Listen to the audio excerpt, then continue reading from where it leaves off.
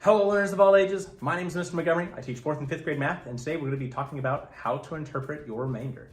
So sometimes you'll run into word problems or real life scenarios where you have some number or some value left over and you have to interpret the remainder and how to problem solve. They give you 3 examples. You can keep the number that you have, a mixed number, and it would be perfectly fine, such as when you're measuring.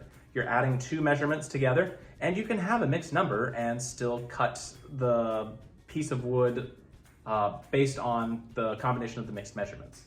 You could round up. An example for this would be if you're going on a field trip and you have a certain number of students and there's only a certain number of students that can fit into a car, and you have 2 students that are left over after all the cars are filled.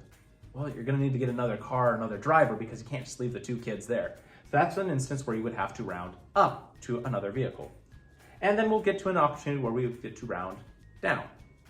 All right, so the first example that we have in our book is a group of 14 friends are driving to the mall. Each car can hold 4 people.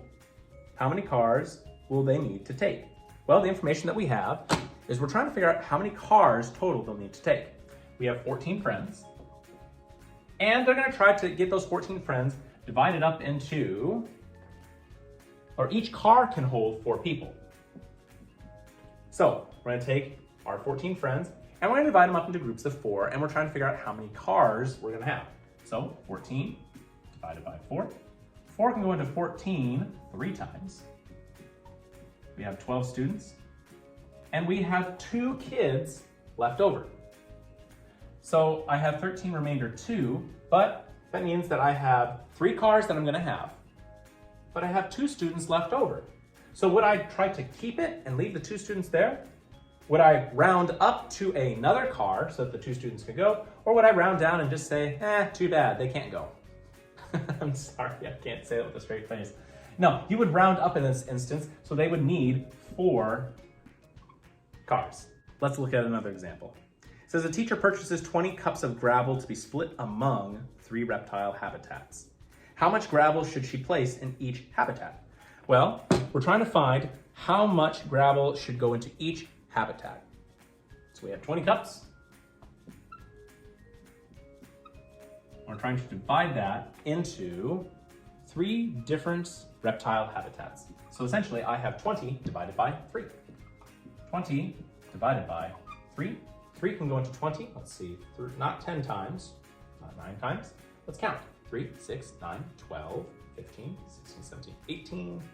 I don't think I can go any higher than 6. So 6, 3 times 6 is 18. Subtract, I have 2 left. So I have a remainder of 2, but since this is a measurement one, I honestly think that we can keep this the same. So we're gonna use the popcorn method. Top and top, we'll start both right. 6 2/3.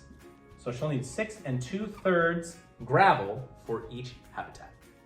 So, sorry, 6 2/3 cups of gravel for each habitat. And let's take a look at one last example. Tanner has $18 to spend on books, and each book costs $4. How many books can he buy? All right, so we're trying to figure out how many books can he buy altogether. And he has $18. And the information also says that each book costs $4. So we're trying to take $18 and divide it by $4 to figure out how many books that he can buy. 18 divided by 4. 4, 8, 12, 16. That'd be 16. I have 2, oh no. 4 2/4. 4 2/4 can be simplified to 4 1/2.